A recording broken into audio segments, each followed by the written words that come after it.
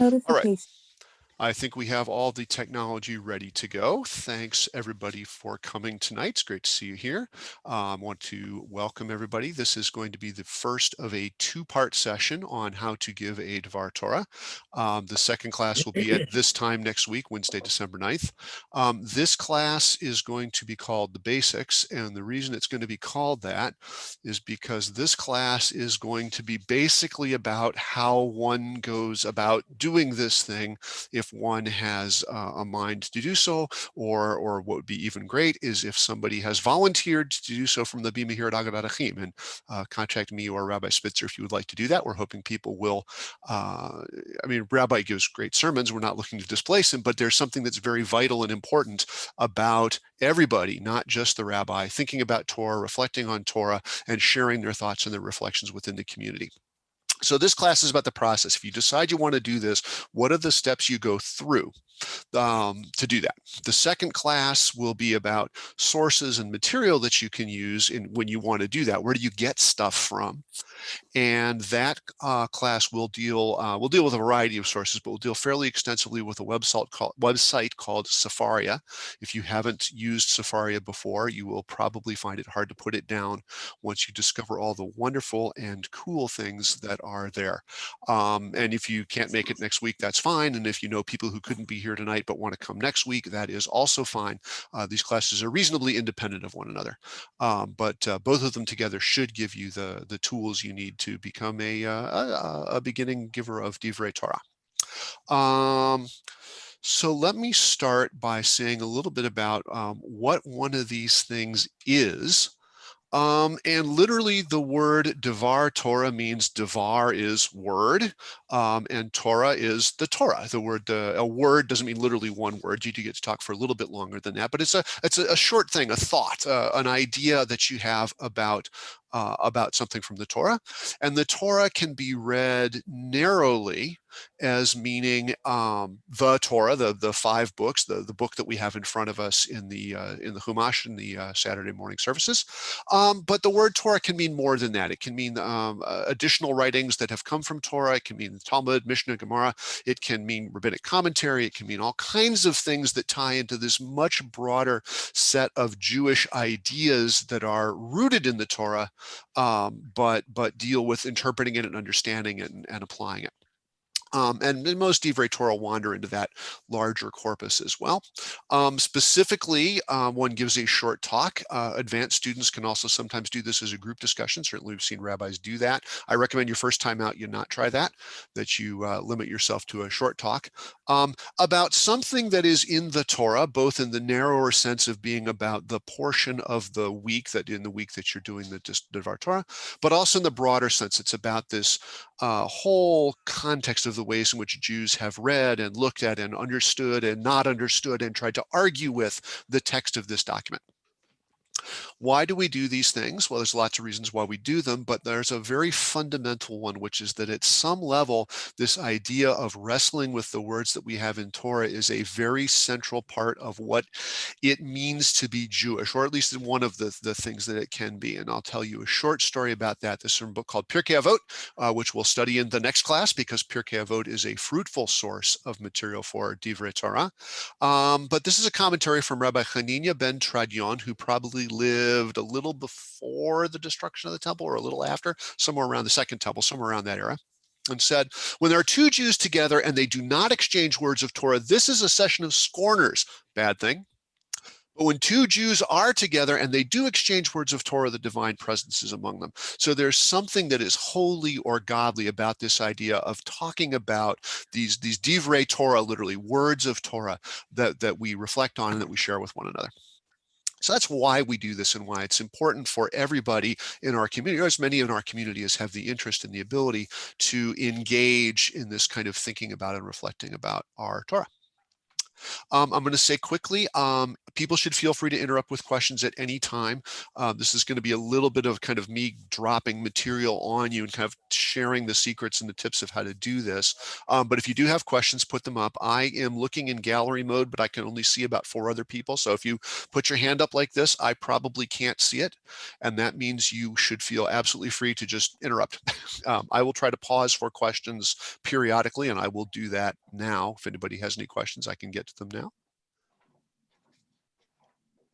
But if something is topical and you want to put a question, is just unmute yourself. Do unmute yourself or it won't work. But do unmute yourself and put the question in, and I will endeavor to answer it. Oops, sorry. Okay, let's do. All right. I'm going to keep going. Okay. The important point that I want to get out of this is that the D'var Torah, speaking about the Torah, thinking about the Torah, sharing something with the community about the Torah is not exclusively the privilege of the rabbi. He's just the person who's really good at it because his knowledge of Torah is very extensive. But it's not a function of rabbis. It's a function of Jews. And Rabbi Kushner says that everybody has a perspective. When you read the Torah, you bring what you bring to it. You bring the, the meanings, the questions you have, the things you're looking for come with you. And if somebody else looks at the Torah because they're coming from a different place, they see a different thing. And that's one of the reasons why it's important that everybody should engage.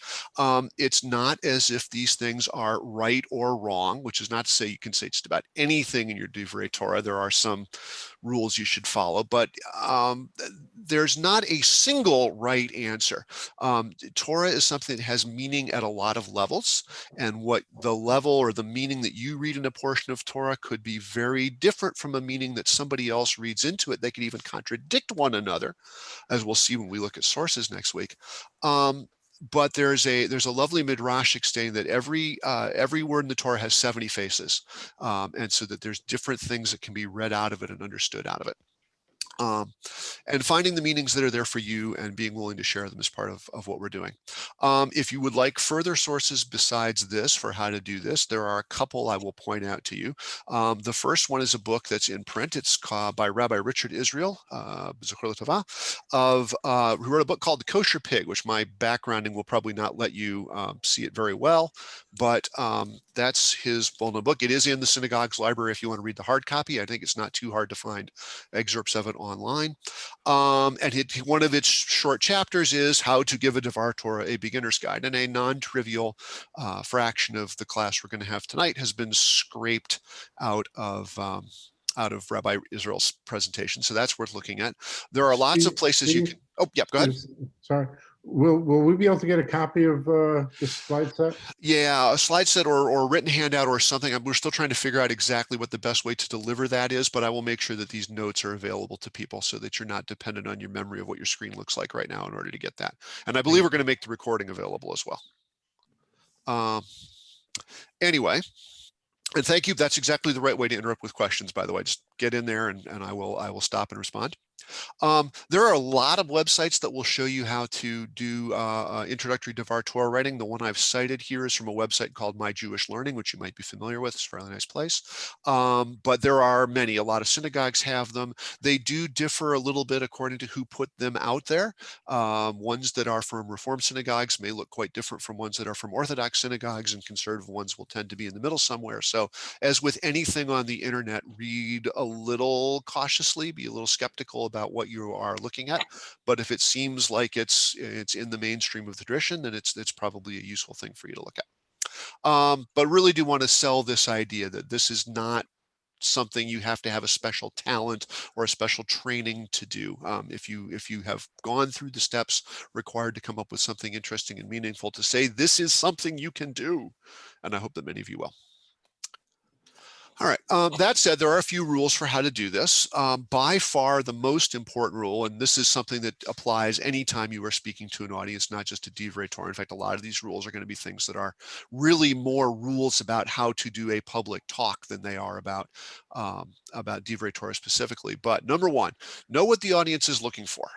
The audience does not know exactly what you're going to say, but they have some expectation in their mind about what you're going to do, and you want to be reasonably close close to meeting their expectations. The local ground rules have been, you should go 6 to 8 minutes is about the right time to shoot for, a little more, a little less. It's quite easy to go too long. It's very hard to go too short. So when in doubt, err on being a little more brief, but that's the target to look for. We expect that people will touch at least briefly on something in the weekly portion. You can move around from there. You don't have to confine yourself to that portion. We'll talk a little bit about how you go from place to place within a D'var Torah. And if you are a beginner at this or someone who does not do this regularly, it's probably a good idea to stay off controversial issues. Sometimes there are mines you don't want to step on and you may not know where they are. There is certainly a fraction of our community which expects the rabbi to challenge us and make us think things in a new way as part of sermons, but that is something where you want to have the rabbi's background to do that. Be a little bit conservative in the small c sense about subject material, certainly the first few times you're doing it. So that's a simple rule to obey. This is almost the fundamental purpose, something that you have learned about the Torah from reading and reflecting and following up, and that you think the other people in the audience will find interesting too, that you're going to share with them. Keep it simple, Sherlock, or whatever you want that last S to stand for. A good D'var Torah has a bottom line message that is what you want to get the audience to take away from your talk. Nobody is going to remember everything you said in 8 minutes, but there should be one core idea. And say, when you walk out of the audience, I want the audience to remember that I said this, and that's what they take away. And then focus the presentation on getting that idea established as clearly and as strongly as possible. Not that there won't be tangents along the way and interesting things to chat about on the side, but that focus of the bottom line message should always be there. And a fourth real simple rule is that Torah we've had for 3,000 years, so there is a history to it. There's a history of commentary on it, of understanding it, of questioning it, but we live now. Every generation of Jews lives in its own time and has its own issues and its own problems and its own challenges, and every generation should see the Torah in the way that it is appropriate for that generation to see the Torah. When you talk to an audience from the current generation, or if your kids are there, it might be the generation after yours, tying together both the traditional and the contemporary can be very relevant, and bringing those together is another one of the hallmarks of a good D'var Torah, of being able to say this is something that has a presence, that it's had for thousands of years, but it's also something that speaks to us in the here and now. I'll have more specifics about how to do a D'var Torah, but those are some very basic things to keep in mind. And let me pause again quickly for questions.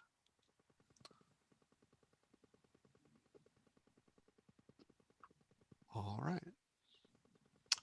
So Rabbi Israel in his essay in the Kosher Big says, most Divrei Torah, at least most Divrei Torah that are given by people who are doing it for the first few times, can be grouped into about 6 broad types. And this is not strict categorizations that you have to follow rigorously, but when you ask, yeah, what kind of things do I say? How do I put together a talk? How does it flow?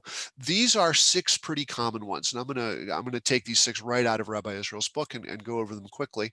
The first one he mentions is called the microscope. And the idea of the microscope is that you look at a small piece of the portion, sometimes as little as 1 verse or even 1 word, that you have a question about. You want to look very closely and carefully at that word or that phrase or that idea and concentrate on really delving deeply into its meaning. So here's an example. If you look at the portion from last week, I think, there's this expression, Jacob has had his dream and he's seen the angels ascending and descending on the ladder.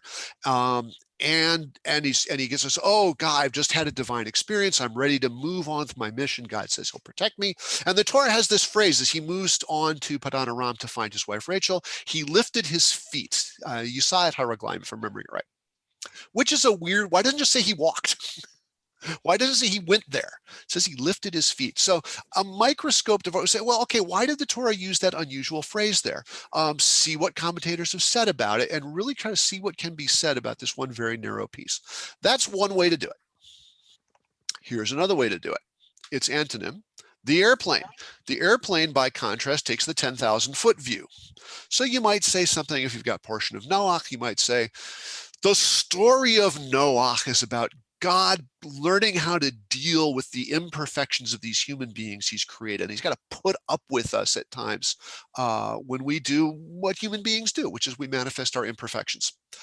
That's very different from the microscope. That's trying to kind of encompass the whole portion, which is nice because you get most of the portion. It trades off talking about the details of what's in the Torah for being able to have a broader perspective. Different approaches you can take depending on what strikes you in the Torah portion that week. That's 2 of the 6. Third one, the diving board. The diving board is where you have something you want to talk about, and it's not really in the portion, but there's something in the portion that will let you jump to what you want to talk about, hence the name, the diving board.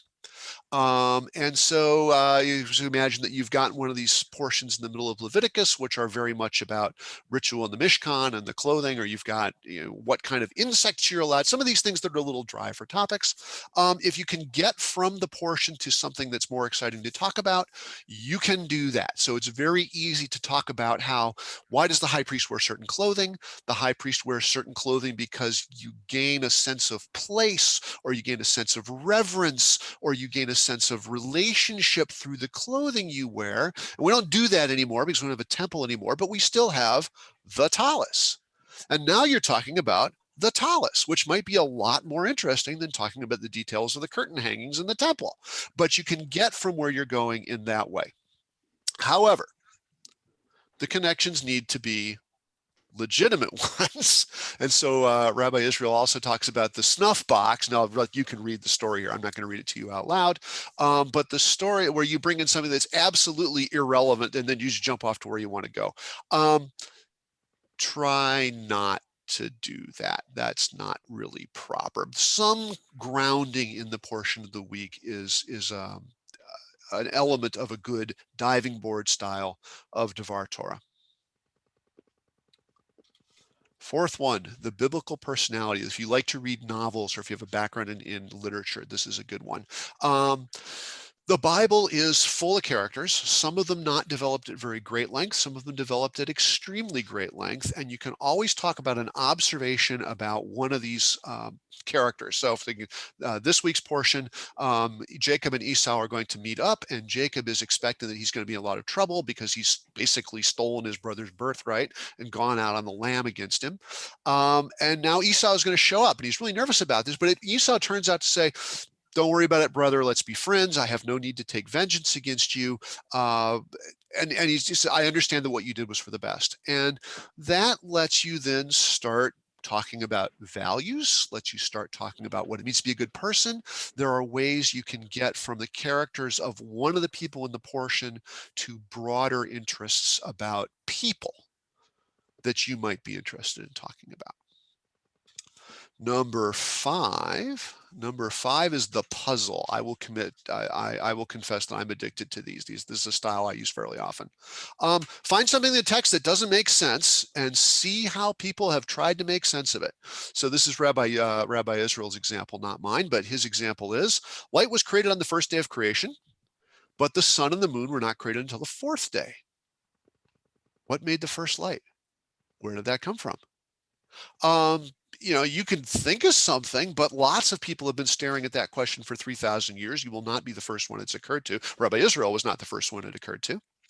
And this is a place particularly where we're looking at sources and looking at commentary and seeing what types of different answers to this puzzle are available, what their strengths and weaknesses are, what people have said about other commentators' solution to the puzzle, can give you a D'var Torah that in some ways is like the microscope in that it will probably deal pretty closely with a particularly narrow issue, and you'll want to bring sources and commentary to help you approach that. But that's a way you can structure D'var Torah. And the last one that Rabbi Israel mentions is what he calls the historian. We think of the Torah as a document of divine origin in some way, but it certainly is, in addition to being a religious text, it's also at some level a historical text. It purports to be the chronology of a certain people who have a certain mission, a certain role that they're supposed to play, and who encounter certain obstacles along the way. And like any historical novel, it is set in its historical time and place. And other things that have emerged to us from its time and place sometimes help us understand things about the Torah that we might not understand if we didn't know the context. So he calls this one the historian. That always makes me think of Steve Burke, my colleague over at Union. So I would have gone with a slightly different title. But the notion of seeing the Torah in its context is a way to find interest in things and the ideas that you can share from the Torah if you happen to have some knowledge of that historical context that you can bring to the picture. Um, so again, not every D'var Torah has to fit that structure. Any one of those 6 structures, there are ways you can do it, but those are pretty common and can be successful ways to think about how you're going to approach a topic. Make another question space. All right. So once you have something, you got a date, you said, okay, thank you, Rabbi Spitzer, I'm going to take you up on your offer. I'll do this in March or June or whenever you agree to do it. Now you have to get started and you have to come up with something to say. And it's going to be, well, maybe it'll be easy, but often it won't be. There'll be some effort that goes into figuring out what you want to tell people. So briefly, 4 steps. You got to read the Torah portion that you're going to comment on. You have to take some time thinking about it. You have to put things on the back burner and let them percolate in your head. You will usually, not always, but usually want to at least find something else that you're going to bring to the table. The reason for this is that the audience has the Torah right in front. They have the Eitz Chaim in front of them. If all you say is what's in the Eitz Chaim, your value added is not very high, as we'd say in the economics department. But we have many, many resources. We have the synagogue's library has an amazing number of wonderful things that you can use. I'll talk more about sources, but there are a lot of things that you can use to shed light on what you want to talk about in the Torah. And then the 4th thing is actually getting ready to do the talk. So the next little while, I'm going to go through those 4 points one by one.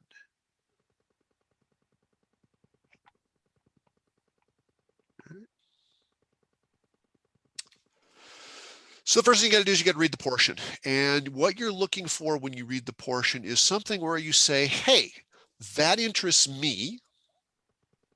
And not only does it interest me, but I think it would interest other people, those people who are sitting in the chairs next to me. This month, we're sitting 6 feet apart from each other, but the people who are there next, I think this would interest them too.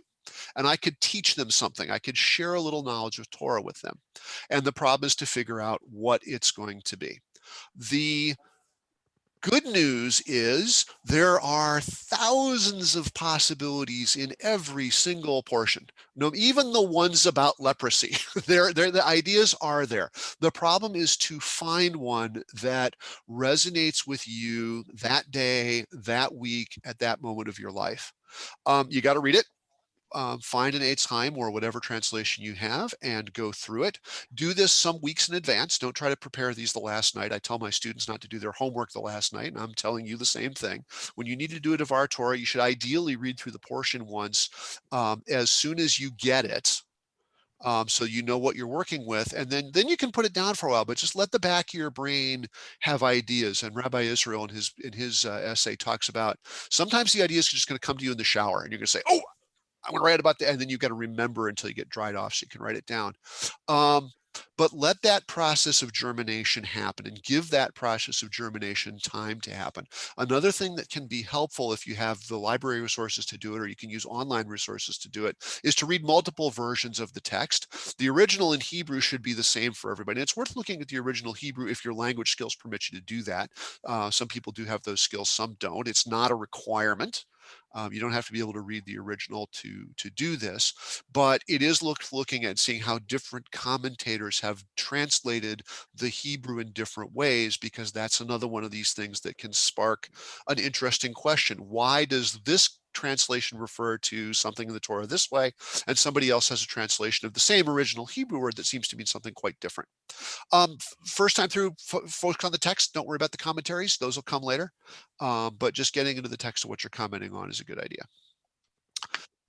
As you read, read critically, read thinking about what it means and what it says and what you think of what it means and says. So here there's lots of ways. And there was a website when I first taught this class called kollel.org, which either the website doesn't exist anymore, or at least the pages I use don't exist anymore, but I'll still credit that as the source for this list of some of the kinds of questions you might be thinking about as you read the Torah portion. And this list is skews a little bit towards the modern, which for easier for beginning D'var Torah readers is probably easier, and certainly for the common synagogue audience is probably a good idea. I'm not going to read all these questions to you again. You can read them off the slide, but things to be thinking about as you go through the text. You may have other things. Again, if you know historical context, you might be looking at the story of Deuteronomy and the settling of the land and saying, what does this tell us about the historical times? Or what does knowing something about the historical times tell us something about the portion? So there's places you can go from here, but this covers history, it covers ritual, it covers kind of intellectual conflict. So the Torah tells us to do things that don't always seem like a good idea to us right now. And even to our commentators of 2,000 years ago, didn't seem like a good idea. Killing the rebellious son is a conflict for us. We shouldn't do that. But that means people have asked questions about it, and you should ask that question about it. And that can be a way of saying, hey, here's a starting point. Here's a spark that's going to let me build out my D'var Torah from the portion. Ritual, ethics, good and evil, right and wrong, omniscience of God, limiting, all those things are fair game. So once you've read it and you've asked some questions about it, now is time to reflect. And again, give this some time. Go back and read it again a few days later and see what catches your eye the second time. And look for some way to connect the ancient document that is before you, or if you're in comment at this point, you can start reading the commentaries, things that commentators of 100, 500, 1,000, 2,000 years ago have said, to things that will resonate with the audience. The state of Israel, obviously a ton of interesting problems. Again, be careful about terribly controversial issues, but there are lots of things which are new issues to us, but that which we believe the tradition of ancient times has something to say about. And anything you can do to connect those two is a wonderful place to begin, or a wonderful place to reach as you get there through your D'var Torah. So that's the second stage. Read it, reflect on it. Once you have something that's interesting about it, it almost is certain that you are not the first person to find that interesting. And there are lots and lots of places you can go to see what other people who've thought about this have said about the thing that interests you, that you can bring to synagogue in the morning you do your D'var Torah, and you can share. Because unlike the Eitz Chaim, which people will have in front of them, the people in the audience in your talk will not have Rashi in front of them. They will not have Midrash in front of them. They will not have Rabbi Avraham Kook, the first chief rabbi of Israel. There's stuff that you can share, that you can add to what they have in front of them. Some of those sources will be traditional religious commentaries. Some of those things may be more secular. Again, some of those things could be historical or literary or ethical.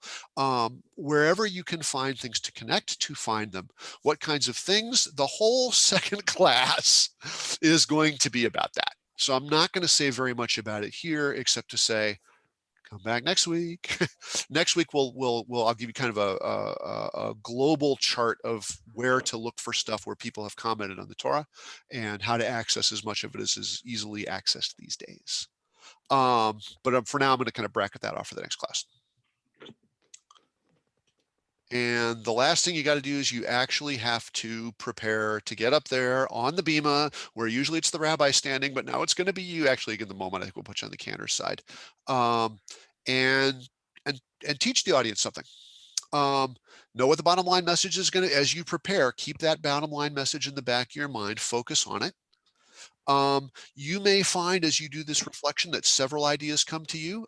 It's worth time a little bit to develop 2 or 3 of them to see which one grows best. And if you have an idea that you think is sometimes you're lucky enough to have 2 really good ideas. If this is something you think you might do more than once, you can keep a little note file and say, hey, the next time I need to do a D'var Torah, this is something I'd like to talk about. Do check your facts. If you have historical facts, you can check them something like Encyclopedia Judaica, standard Jewish references. Again, our synagogue library is very helpful for that. If you have questions of ritual, Rabbi Spitzer is an excellent resource for that. I'm not sure if he's still here, but I'm sure he likes to get questions like that. And it's a good idea not to make gross factual misstatements in your D'var Torah, and it's worth taking some care to avoid it. So that's something to do as part of the preparation as well. Just make sure that if you're going to make an assertion about a historical fact or about the way something is done ritually, that you have the detail right. Work from an outline is pretty good advice. It depends on you to have an outline. There are places you can find them. These are 2, and I'm not gonna, you can kind of skim through those while I'm talking. But they're all going to have some common elements of here's what's our, here's the text we're starting from. There's going to be some kind of comment up the portion or some verses of the portion. There's going to be the thing, the piece of the portion that caught your attention, the thing, the puzzle it created or the challenge it raised, something that sources have said about it, something additional to the Torah text you're going to bring in, how it mixes, what you think it says, some kind of conclusion you've drawn from it, and then leaving the audience with the bottom punchline, something in those kinds of steps. And again, there's room for flexibility here, and you can see these 2 outlines are not identical. The one on the left tends to be a little bit more of airplane or historical, works better for a bigger picture. And the outline on the right is probably a little more suited for a microscope or a puzzle where you might be dealing with some very specific piece of the text and a question that you have about it. But those are some kind of basic flow of here's the Torah, here's what I want to talk about, here are some other people that have thought about this point that I'm thinking about, and here's how I'm going to kind of boil it together into something that you can take away.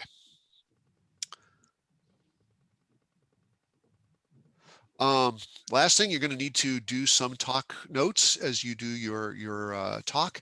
Start that about a week in advance because you will want to be able to write something down, think about it for 24 hours, say, ooh, that's not very good. I got to go back and redraft that. Putting things through drafts is a great idea. Some things to avoid doing. One, remember that we just read the portion, or at least we just read a third of it, and people have probably been looking at it in the Eitz Chaim during the Torah reading, and your D'var Torah will usually come after the Torah reading. So you should summarize, make sure people are connecting to where in the portion you are, but you don't have to tell the story of the entire portion because it's been told. Step 2, you don't have, sometimes leaving the audience with a good question, a question they may not have realized they had at the beginning of your talk, is as good as handing them a nicely, tidily wrapped up solution to a puzzle. Don't be afraid to say, it's an ongoing problem we're still dealing with as part of the wrap up of your D'var Torah. I think I already mentioned number 3, make sure that you've checked your facts. And again, you are not expected to do the sermon that the rabbi does. This rabbi is a professional. He has an obligation to the community as its leader that you don't have. Do the D'var Torah that you were meant to do. Do not do the D'var Torah that the rabbi or somebody else was meant to do. There should be a little bit of yourself in every D'var Torah you give. And let that come through. Actually giving it, this is probably, all these notes, we're going to go read what's in Rashi, or we're going to go look at historical texts, we're going to study these things. It's actually getting up in front of people.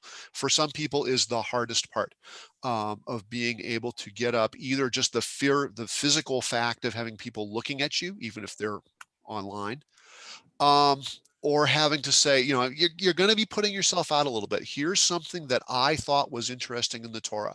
And the audience does not bite. They will be friendly. They will not judge you, or not much.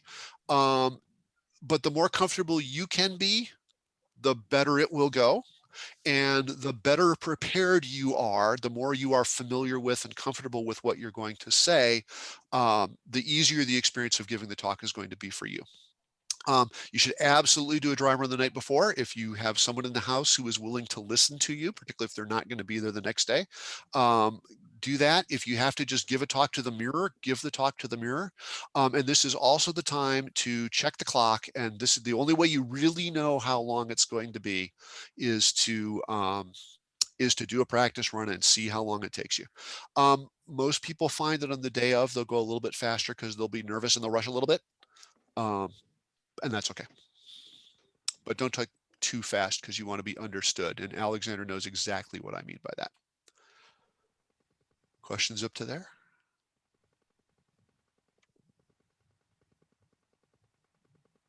All right. How to say it physically when you're up there. You should definitely use some kind of talk notes. There are, if you can actually memorize your whole D'var Torah, that's great, but that is a very unusual skill for people to have. You should have something up with here that will keep you flowing. If you need to read it word for word, do so. There's not a problem with that. You may find your interaction with the audience will be a little bit more natural if you are not reading word from a piece of paper. So I recommend that you try to be able to look up from your text every once in a while. But unless you're Steve Burke, because Steve, this is one of the things that awes the union faculty about Steve Burke. He goes in and talks for 65 minutes without notes. He's just got it. It won't surprise you that none of us are Steve Burke. And that's great. But something that you have to keep you moving through your text is good, and bring up as much as you need, not more than you need, but as much as you need. It's okay to ad lib a little bit. If a really good idea strikes you in the middle and you feel comfortable going off your script, you can do that. Be careful not to go so far away that you either lose your focus on what you were supposed to be focused on, your bottom line message, and also that you don't lose track of your time, the window of time you're supposed to be fitting into. It's okay to write your D'var Torah a little bit of short to give yourself a little bit of elbow room if you are the kind of person who feels comfortable speaking extemporaneously. But again, if you don't feel comfortable doing that, then stick to your script. Jokes, always a difficult subject. You can get away with one or two. Bear in mind that you are in synagogue, and taste is a little bit more of a priority than it might be in other places, unless it's Purim. But you are not there to do a comedy routine. You are there to teach. You are there to share something of importance about the Torah, and it's possible to try to tell too many jokes. And I have a feeling that some of you have seen me violate this rule.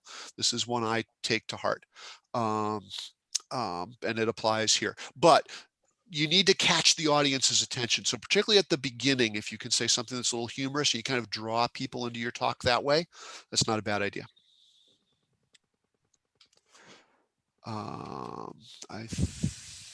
My slide advance is not, oh, there we go, what to do. And these are also basic public speaking tips more than they are anything to do with D'var Torah, but if you can look up from your notes periodically to do it, the audience will feel better if they see you making eye contact. The Zoom equivalent of this is to look at the camera every once in a while, rather than kind of looking over here at the images of the people. Same thing applies. If you can look up, and you will get much more interaction with your audience if you can make eye contact from time to time. Don't lose your place, which also happens. Second thing draws a little bit of what I said about you will do better if you are more comfortable. If you are comfortable standing behind the podium, do that. If you are the kind of person that likes to augment your talk with big gestures, then go ahead and do that. If that makes you uncomfortable, then don't do it. If you feel like you'd be a little more comfortable if you had a coat and tie on up there, then do that. If you don't think that would help you, then don't do that. None of those things are particularly important, where you're standing or what your hands are doing. The important thing is that you have learned some Torah and you have shared what you've learned with the rest of your community. If you get that done, other things tend to take care of themselves. At the end, tell everybody Shabbat Shalom. they will say Yeshkach or Mazal Tov or other kinds of supportive and congratulatory things. You will have earned those if you have done a reasonably good job with your D'var Torah.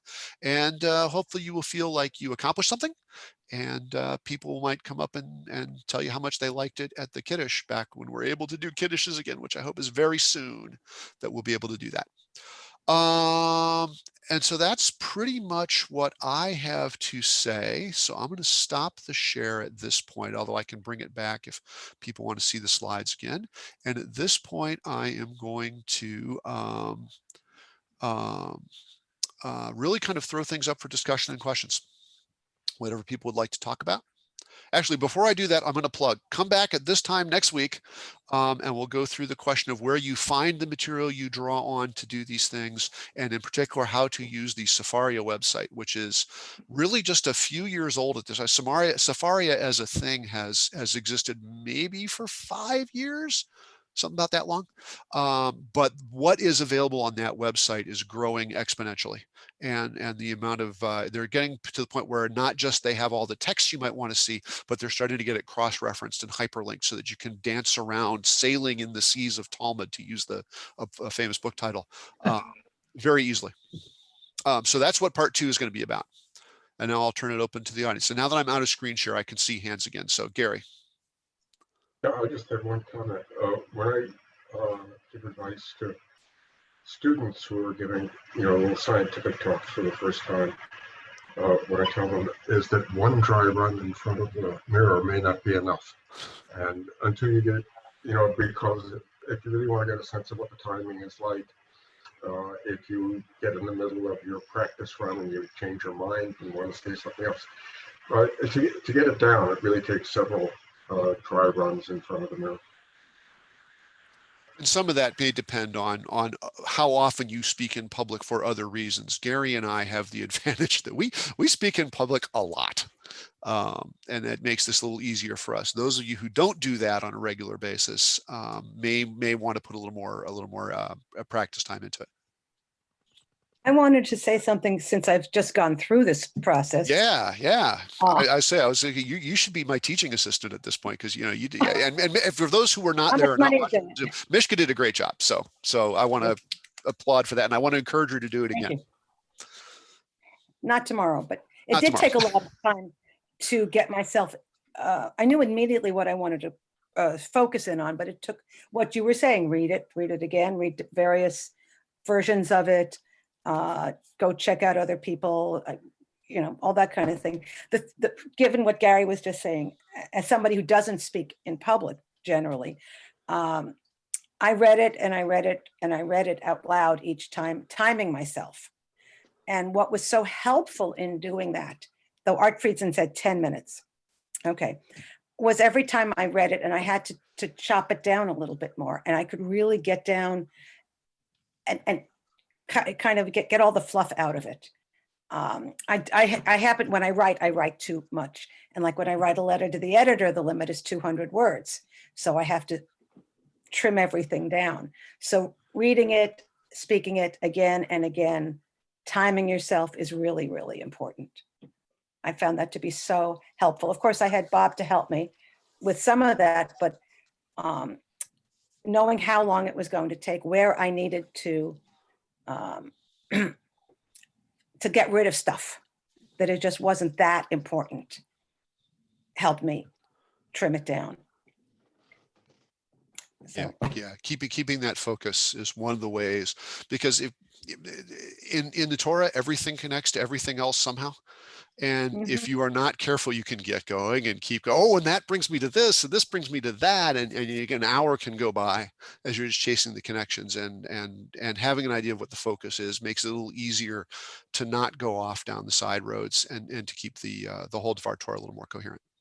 One of the things that I wanted to add is I had a career years ago in radio, and when we all started out, all of my friends are getting together again, we would write in the margins, slow down, putting some kind of note in the text, a big comma or some such thing that said, take a breath here.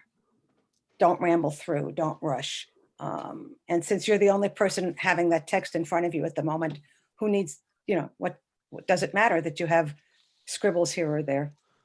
And as I think Alexandra just wrote in the chat, do get your page numbers right. I screwed up on that.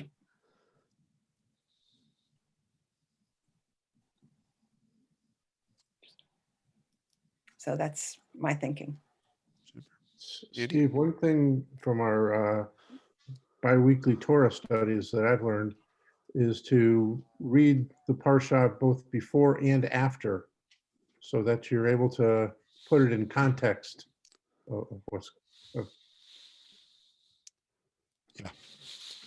And I was wondering, can you bring in Haftorah, or when is it appropriate to bring that in? That's a good question. I think so one answer is that the diving board is back there. There's always some connection between what's in the Torah portion and what's in the Haftorah.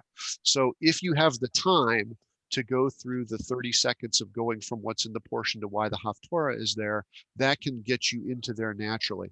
That said, just kind of my thinking about when I've heard congregants of D'var Torah, I think if people choose to comment on the Haftorah, it's not usually a problem. I might want to, check with the rabbi and make sure he knows you're going to do it, so you don't take him by surprise. But I don't. Yeah, I mean, this is the question also of are we talking about Torah in the small sense of the 5 books, or are we talking about Torah, in which case Haftorah, everything is in some way is all part of it. Again, know what local expectations are. Ask the rabbi if it's okay if you talk about the Haftorah instead of the Torah. If he says yes, then it is. If he says no, you need to talk a little bit about the portion, then start with the portion and then dive over to the Haftorah. You'll get where you want to go.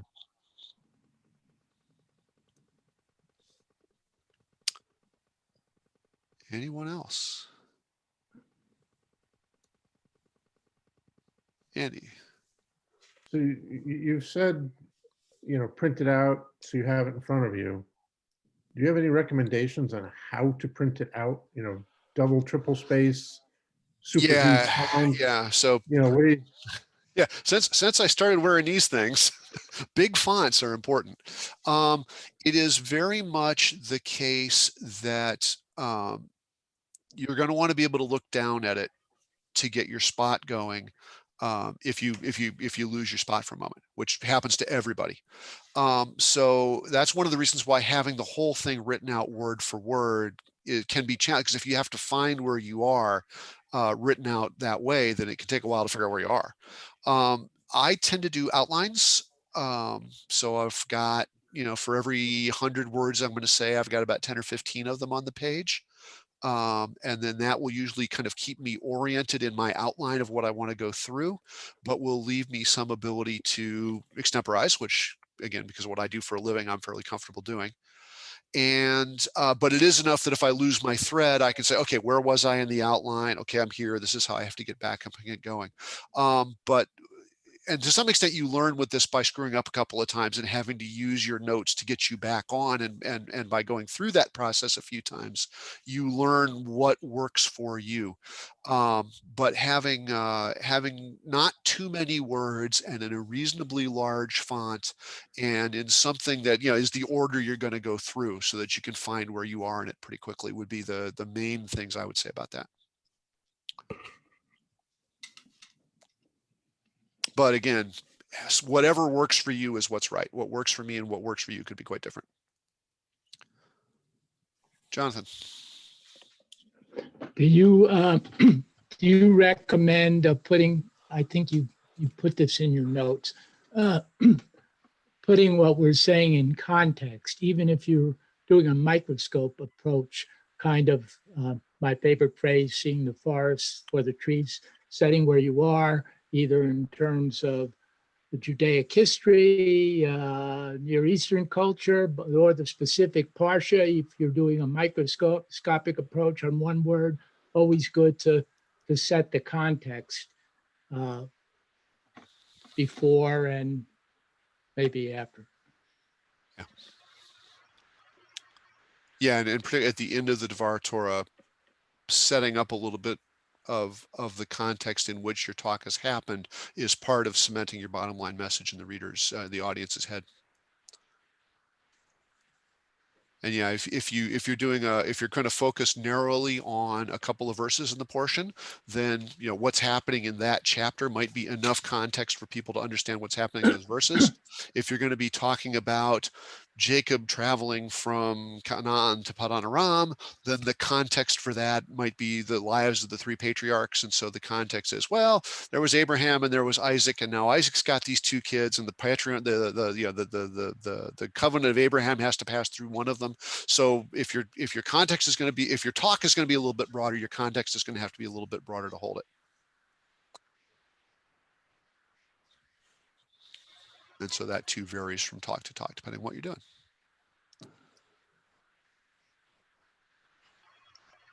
Anyone else who would like to get a question or a comment or a thought in?